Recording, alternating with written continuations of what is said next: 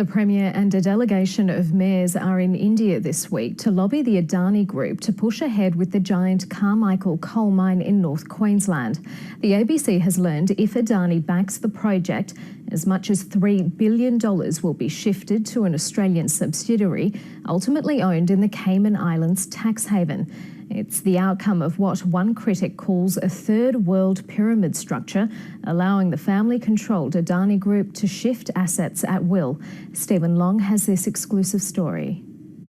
The site of what would be Australia's biggest coal mine, and buried in the fine print of company accounts, is the story of where the money goes.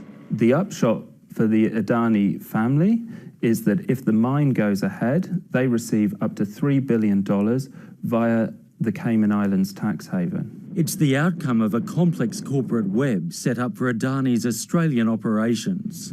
Well, it's essentially a third world economy structure where the family continues to dominate all of the companies, if they're public companies or not, in its own interests.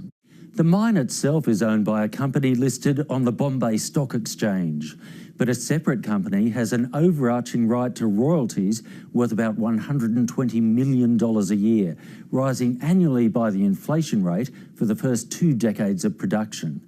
That company is controlled by Atulya Resources, an Adani family entity registered in the Cayman Islands tax haven, so it doesn't really matter if the mine loses money. The Adani family are ensuring that their interests are protected, but no one else's are.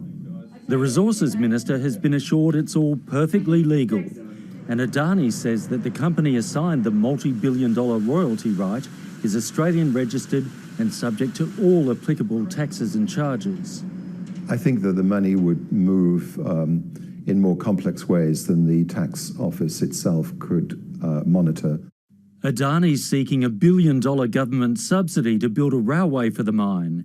Yet behind the railway is the very company with rights to the lucrative royalty stream. One of the same group of companies that is seeking $1 billion in public subsidy to build a rail line to link the mine to the coast is going to profit to the tune of up to $3 billion if the mine does go ahead. It will, if the Queensland and federal governments get their wish. Stephen Long, ABC News.